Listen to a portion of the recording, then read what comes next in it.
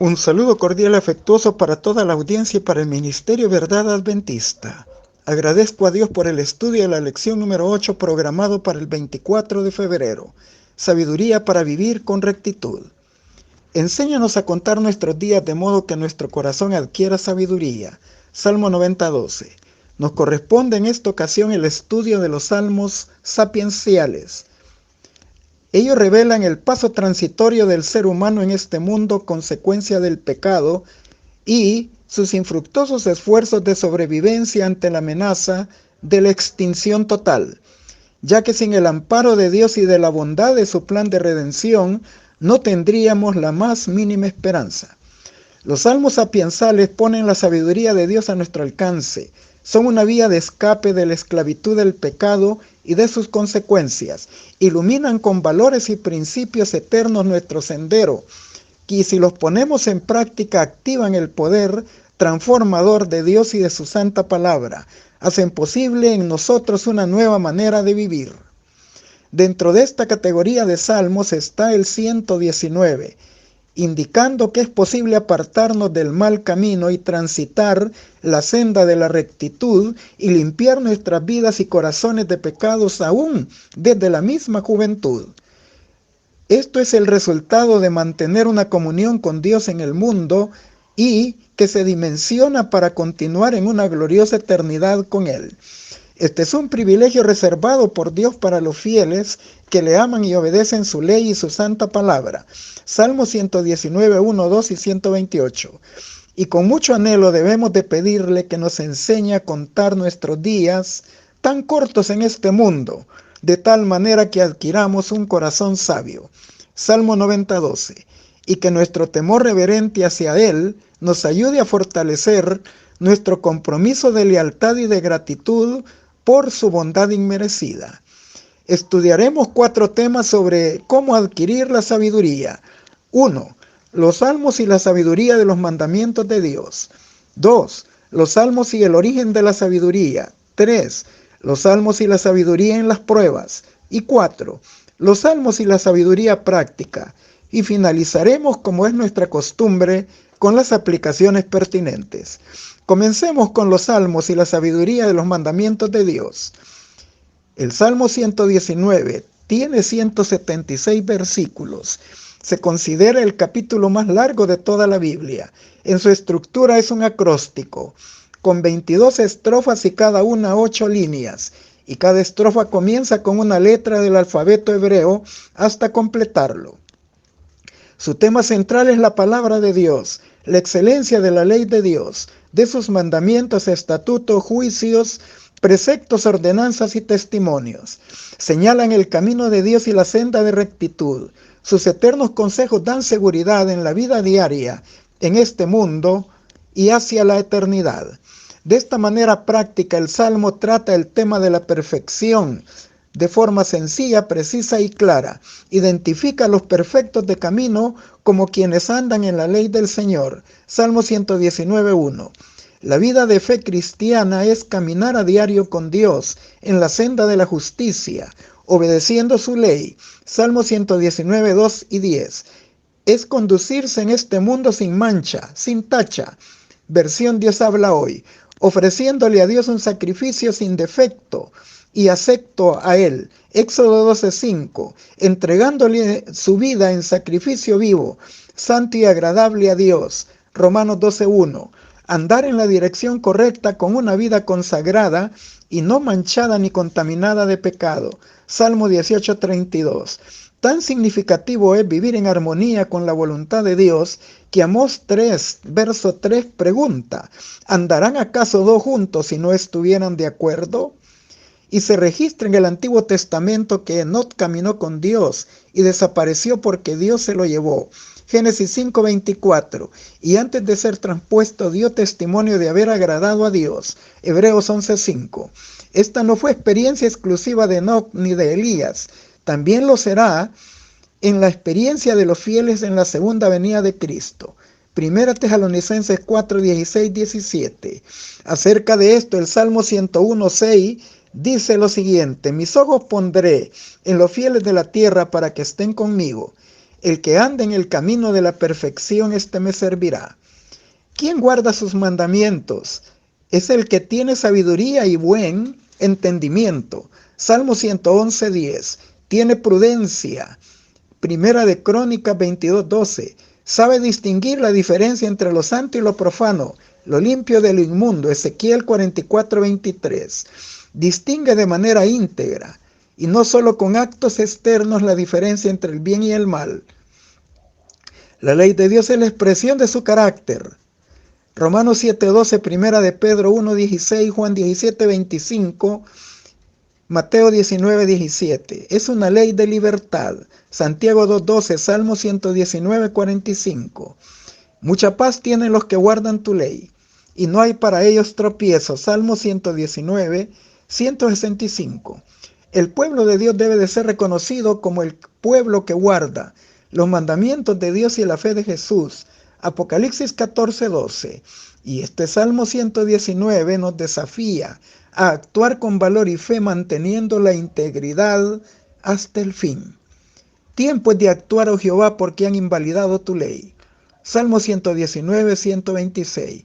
Aun cuando en el clima del conflicto Satanás y sus aliados invalidarán universalmente la ley de Dios, el pueblo de Dios debe de mantenerse íntegramente fiel. Continuamos con los salmos y el origen de la sabiduría.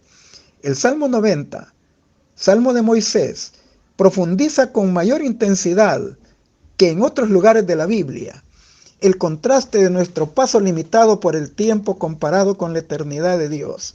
Versículos 1 y 2. El contraste se ofrece en dimensiones de tiempo, desde siempre y para siempre, resaltando la eternidad de Dios. Y Moisés presenta que aunque los seres humanos viviéramos 1000 años, a los ojos de Dios serían como una vigilia de la noche que dura únicamente 3 horas, comparadas con la infinita eternidad de Dios. Pero para el típico ser humano, este corto periodo de vida y de tránsito en este mundo está lleno de trabajos y sinsabores, y pasa volando y luego morimos. Salmo 90:10. Conscientes de esta realidad, muchos, en lugar de buscar el perdón divino, están atesorando ira para el día de la ira de Dios. Romanos 2:8. Con una pregunta muy importante, Moisés llama nuestra atención. ¿Quién conoce el poder de tu ira y tu indignación, según el cual debes de ser temido? Moisés recuerda un pasaje clave del Pentateuco, Éxodo 32, 33 y 34. Él arriesgó su vida pidiendo correr la suerte de su pueblo, con tal de que Dios perdonara la apostasía del becerro de oro y la violación de su pacto. Éxodo 32 del 1 al 16 y luego versos 32 y 33. Y se asombra cómo Dios en su bondad inmerecida le da como respuesta a la renovación del pacto. Éxodo 34. Y más adelante Moisés pide a Dios que siga obrando con compasión y misericordia con su pueblo, a pesar de sus pecados e infidelidad. Vuélvete, oh Jehová, y aplácate para con tus siervos. De mañana, sácianos de tu misericordia y cantaremos y nos alegraremos todos nuestros días. Alégranos conforme a los días que nos afligiste y a los años en que vimos el mal. Salmo 90 del 13 al 16. Pero también Moisés llama la atención nuestra para que comprendamos que nadie aún ha sufrido el pleno impacto de la ira de Dios contra el pecado. Y a la luz del Nuevo Testamento, sabemos que la manifestación plena de la ira divina será en el cierre del tiempo de la gracia, Apocalipsis 22:11, y en el derramamiento de las 7 postreras plagas sin mezcla de misericordia, Apocalipsis capítulo 16.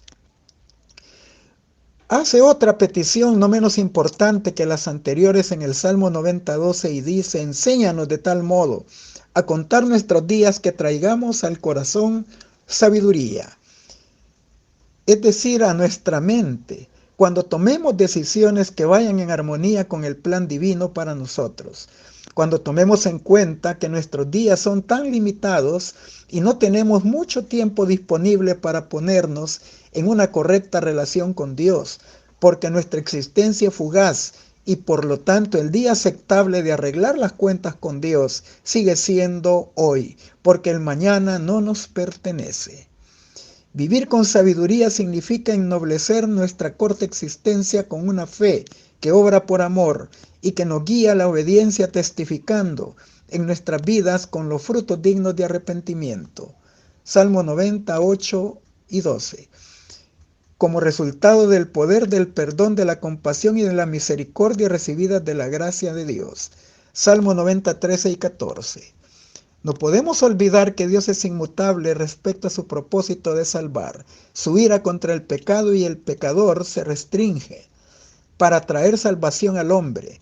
Él es tardo para la ira y grande en misericordia y verdad, y perdona la iniquidad, la rebelión y el pecado. Éxodo 34, 6 y 7. Pero no omite que también no dará por inocente al malvado.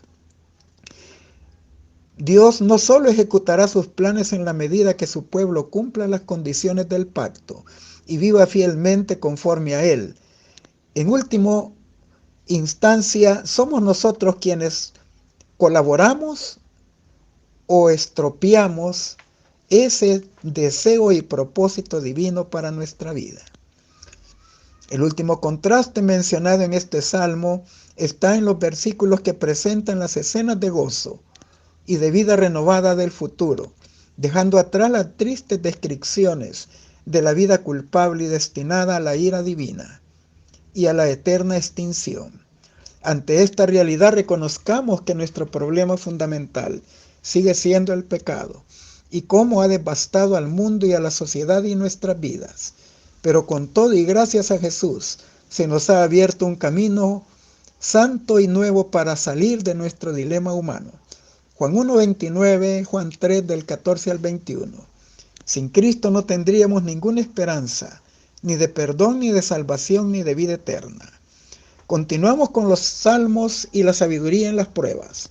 Salmo 81, 95 y 105 hacen un resumen de los sucesos de la historia de Israel, partiendo del drama de José vendido por sus hermanos como esclavo en Egipto, la esclavitud de todos sus descendientes por un nuevo faraón durante 400 años y la liberación de la esclavitud de Egipto, celebrada y conmemorada en la fiesta solemne de la Pascua. De ahí, partiendo de los sucesos de la peregrinación en el desierto hasta la posesión de la tierra prometida. El Salmo 105 es un himno nacional. Narra las victorias concedidas a Israel desde el llamamiento de Abraham hasta la introducción en Canaán terrenal. Sin embargo, también llama la atención al papel que juegan las virtudes pasivas, es decir, las adversidades, los desafíos y las dificultades que probaron la fe de José en su palabra de Dios y en los sueños que Dios le había dado acerca de su futuro. Génesis 37 del 5 al 10, Salmo 105 del 18 al 22. Se usa la palabra hebrea saraf, probó, y transmite el sentido de purgar, refinar o purificar. El propósito de Dios en las pruebas es el de fortalecer nuestra fe, eliminar cualquier duda en las promesas divinas, incrementar la confianza en la conducción divina y la integridad notoria en todo Egipto de cómo Dios había tratado a su pueblo de Israel. Todo esto ayudó a adquirir en José nuevos talentos y sabiduría y madurez para ser un fiel administrador en nombre de Dios en todo Egipto. José pasó la prueba en victoria, a pesar de muchas calamidades y sufrimientos. Sin embargo, el Salmo 81 señala el contraste entre la bondad de Dios al escuchar el gemido de Israel, liberándolos del yugo de la esclavitud de Egipto, y la ingrata respuesta de ellos al no responder a su amor ni cumplir sus propósitos en sus vidas. Si Dios pudo librarlos devastando a Egipto mediante 10 plagas, anegando a Faraón y sus ejércitos en el Mar Rojo, ¿cómo no podría sostenerlos en su peregrinaje en el desierto 40 años y llevarlos a la tierra prometida? Sin embargo, la incredulidad fue una de las razones de su peregrinación 40 años en el desierto. Ahí sobresalen dos lugares, Meriba y Machá. Salmo 81:7. En esos lugares probó Dios el corazón de ellos, si en verdad deseaban ser el pueblo especial de Dios y si en realidad deseaban entrar en la tierra prometida. En esas pruebas muchos desearon volver a la esclavitud de Egipto y sufrir antes que sufrir las penurias del desierto. Se rebelaron y fueron duros de corazón. Finalmente Dios los entregó en el resultado de sus propias elecciones. Mi pueblo no oyó mi voz e Israel no me quiso a mí. Les dejé por tanto a la dureza de su corazón y caminaron en sus propios consejos. Salmo 81, 11 y 12. La mayoría de ellos murió en el desierto y solo Caleb y Josué fueron los originales sobrevivientes de la salida de Egipto junto a una nueva generación que nació en el desierto. Ellos entraron a Canaán. Oh, si me hubiera oído mi pueblo, si en mis caminos hubiera andado Israel, en un momento yo hubiera derribado a sus enemigos y vuelto mis manos contra sus adversarios. Salmo 81, 13, 14. A diferencia de José en el Salmo 105, se marca el fracaso de Israel en el Salmo 81. Dios probó su fe ante la falta de agua en Meriba y en Machá. Ellos desconfiaron de su poder para solucionar sus problemas. Olvidaron los milagros del pasado. El fracaso también se describe en el Salmo 95, como en Meriba, como en los días de Machá, donde me tentaron vuestros padres y me probaron y vieron mis obras. Es un sentido opuesto al Salmo 81. El Salmo 81 dice que Dios probó a Israel en esos dos lugares, pero el Salmo 95 dice que fue Israel el que probó a Dios. Y en ambos casos, Israel fue descalificado por su incredulidad. Hebreos 3:19. Por el rechazo de las instrucciones divinas, por su ceguera de mente, impenitencia, dureza de corazón, rebelión y asombrosa terquedad, que lo sacó infinitas veces de su cordura. Hebreos 4:6. Sin embargo, el Salmo 95 presenta a Dios en su trato de Israel como un pastor pastoreando a su pueblo. Salmo 95:7. Ellos fueron ingratos en el pasado y por lo tanto el salmista hace un llamado a sus descendientes a no repetir la historia de sus padres.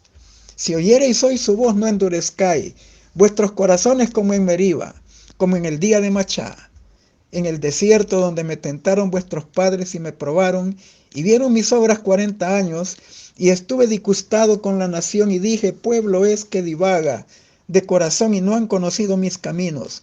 Por tanto juré en mi ira, no entrarán en mi reposo. Salmo 95 del 7 al 11. Los sucesos de Meriba y de Machá pueden resumirse en un doble mensaje. 1. Exhortar a las nuevas generaciones de Israel a no repetir el pecado de sus padres. Y en el caso nuestro, invitar al Israel moderno a no repetir los errores del Israel antiguo. 2. Los fracasos y pecados de Israel no agotaron la paciencia, longanimidad, misericordia y amor de Dios.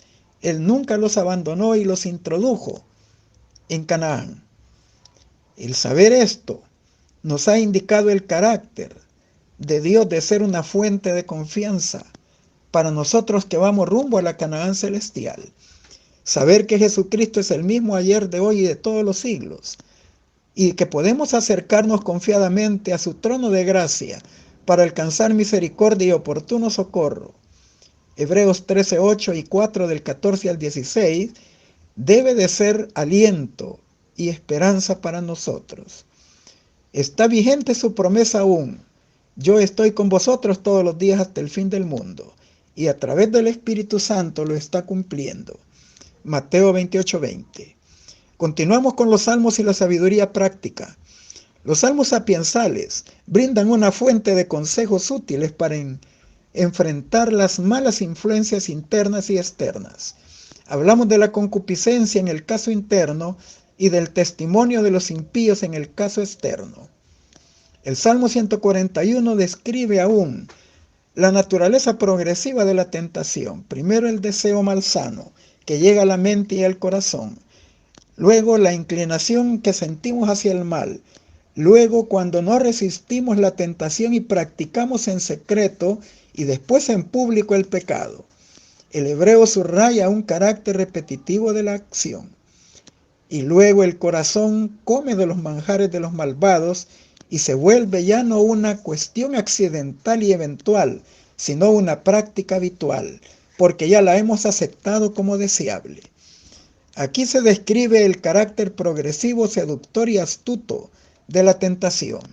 Subraya el impacto de lo que escuchamos de otras personas y las palabras que aún brotan de nuestros labios cuando nos encontramos asediados de la tentación. Y pone en alto relieve de que únicamente dependiendo de Dios se alcanza la victoria. El Salmo 1, por el contrario, un salmo mesiánico que describe primariamente la integridad de Jesús, en contraste con la conducta de la humanidad caída, y que de manera secundaria identifica quiénes son los inicuos, a los quienes se les llama malos, pecadores, escarnecedores, enfocando no solo sus costumbres y deleites y decisiones y consecuencias de sus decisiones en este mundo y para la eternidad. Se hace diferencia de los justos, llamados dichosos, felices y bienaventurados, porque su vida está sujeta a la voluntad de Dios, hayan deleite en su ley, y tienen bendiciones aquí y en la eternidad las tendrán también. El Salmo contrasta la vida dichosa del justo y del miserable malvado. Lo fundamental es que el justo se deleite en la ley de Dios y medita de día y de noche en ella, y es comparado con la firmeza y estabilidad de un árbol robusto, plantado junto a corrientes de agua, que da resultados esperados, fruto a su tiempo y hoja perenne. Jeremías 17, 7 y 8, Ezequiel 47, 12. Son llamados también los justos árboles de justicia, plantíos de Jehová, para gloria suya, Isaías 61, 3. Y todo lo que hacen prosperará, versos 2 y 3 del Salmo 1. Esto no ocurre así con los malos, que son llevados como tamo o basura arrastrado por el viento, en su doble ánimo, inestabilidad e inconstancia, llevados y arrastrados de pecado en pecado por incontrolables pasiones. Salmo 1:4. Se presenta el desenlace final entre los justos y pecadores también, en el mundo y en la eternidad. Los pecadores no se levantarán los malos en el juicio. Verso 5. Serán juzgados por los salvos, quienes verificarán sus obras en los registros del cielo durante el milenio. 1 Corintios 6, 2 y 3, Apocalipsis 20, 12. Los pecadores no se levantarán también en la congregación de los justos, en la segunda venida de Cristo, sino que serán destruidos por las llamas del fulgor de gloria que trae Cristo en su venida. Segunda Tesalonicenses 2, 8 y 1, 7 y 8. Salmo 1, 5. Solo los justos se levantarán con Cristo y recibirán la justicia eterna, porque perseveraron en la fe y esperaron su venida para salvación. Romanos 5:1, Apocalipsis 14:12, Hebreos 9:28, Juan 14, del 1 al 3. Los justos descubrirán por qué los malos no se levantaron con Cristo en su venida. Declararán también que el juicio fue justo y el nombre de Dios será vindicado de las falsas acusaciones de Satanás. El Salmo dice: porque Jehová conoce el camino de los justos y la senda de los malos perecerá. Salmo 1:6. Primera de Pedro 3:12 dice también: los ojos del Señor están sobre los justos y sus oídos atentos a sus oraciones, pero el rostro del Señor será contra los que hacen maldad. Aquí se nos invita a romper todo tipo de relación con los que hacen el mal.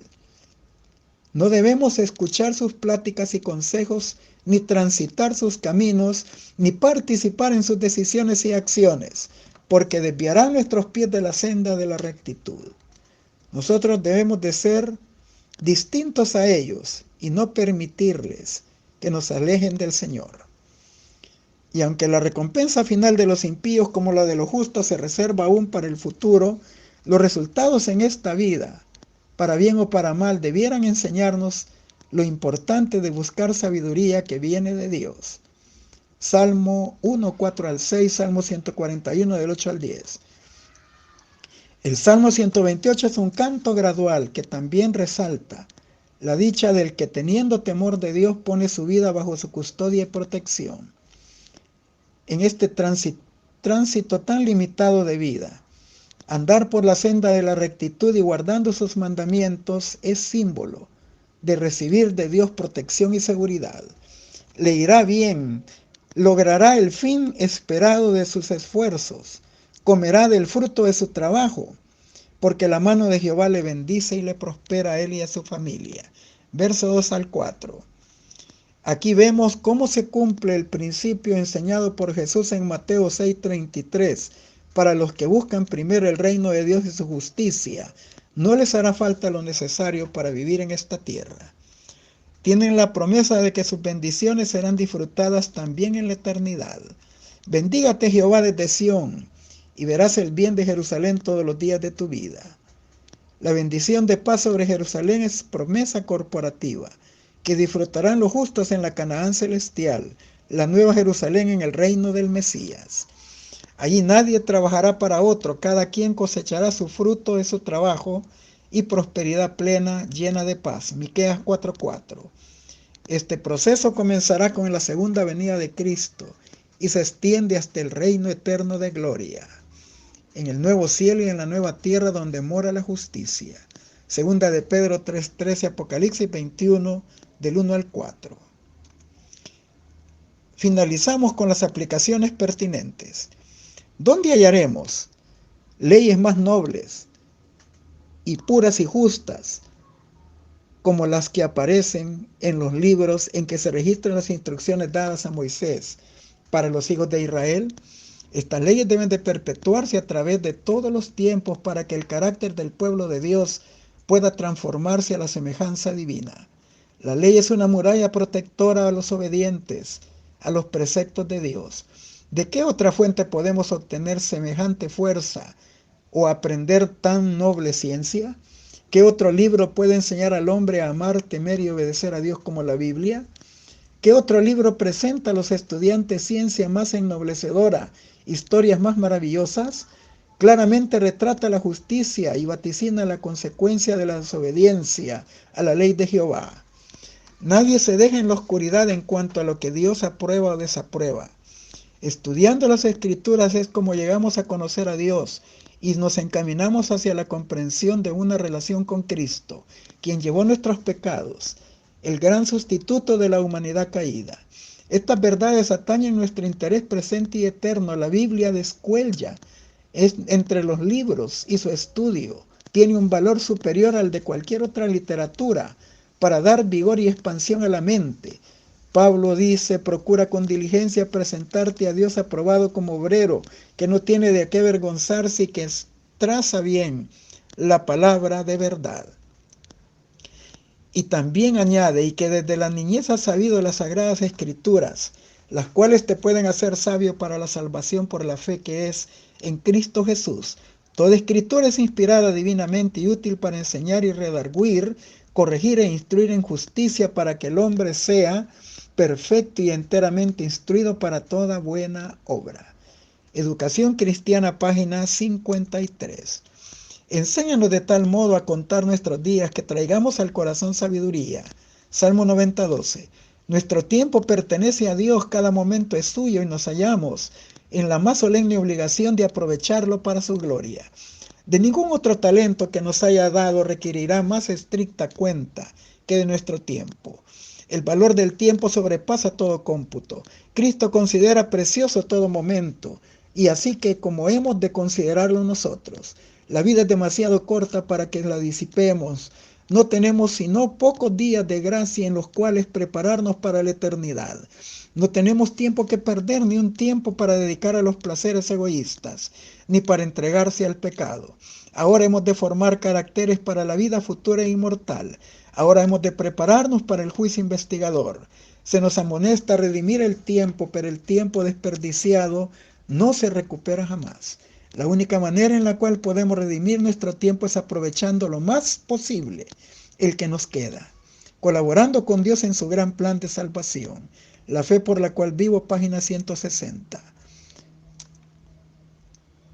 Durante 40 años La incredulidad, la murmuración y la rebelión impidieron la entrada del antiguo Israel en la tierra de Canaán. Los mismos pecados han demorado la entrada del moderno Israel en el cielo, en la Canaán celestial. En ninguno de los dos casos faltaron las promesas de Dios. La incredulidad, la mundanalidad, la falta de consagración y las contiendas entre el profeso pueblo de Dios nos han mantenido en este mundo de pecado y de tristeza tantos años. Mensajes Selectos, tomo 1, página 78. En estos últimos días el pueblo de Dios será expuesto a los mismos peligros que enfrentó el antiguo Israel. Aquellos que no reciban sus advertencias caerán en los mismos peligros en los que cayó el antiguo Israel y no entrarán en el descanso debido a su incredulidad. El antiguo Israel sufrió calamidades debido a su corazón no santificado, voluntad indócil. Su rechazo final como nación fue el resultado de su propia incredulidad, confianza propia, impenitencia, ceguera de mente y dureza de corazón. Y en su historia tenemos una señal de peligro que se levanta ante nosotros. Eventos de los últimos días, página 54. Las iglesias profesas de Cristo de esta generación disfrutan de los más altos privilegios.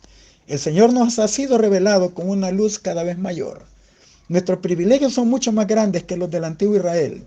No solo poseemos la luz confiada a ellos, tenemos la creciente evidencia de la gran salvación que nos ha sido traída por Jesús. Aquello que era tipo y símbolo para los judíos es realidad para nosotros. Ellos tenían la historia del Antiguo Testamento, nosotros eso y también el Nuevo Testamento. Tenemos la seguridad de un Salvador que ha venido, que ha sido crucificado y resucitado, y junto al sepulcro de José dijo: yo soy la resurrección y la vida. En virtud del conocimiento que poseemos de Cristo y su amor, el reino de Dios es puesto en medio de nosotros. Cristo nos ha revelado en sermones y cantado en himnos. El banquete espiritual nos es presentado con rica abundancia. El vestido de bodas, provisto a un precio infinito, es ofrecido gratuitamente a cada alma. Mediante los mensajeros de Dios nos son presentadas la justicia de Cristo, la justificación por la fe y las preciosas y grandísimas promesas de la palabra de Dios, el libre acceso al Padre por medio de Cristo, la consolación del Espíritu y la bien fundada seguridad de la vida eterna en el reino de Dios. ¿Qué otra cosa podía hacer Dios que no haya hecho al proveer la gran cena, el banquete celestial? Palabras de vida del gran maestro 258. No dudamos que al estudiar estos salmos sapiensales, quedamos motivados a pedirle a Dios que nos enseñe a vivir redimiendo el tiempo, contando nuestros escasos días en este mundo, pero alcanzando la meta de un corazón sabio, que trabaje en función de los planes y propósitos de Dios para nuestras vidas, que no solo son para bendecirnos en este mundo, sino por toda la eternidad. Les deseo un feliz sábado en la presencia bendita del Señor.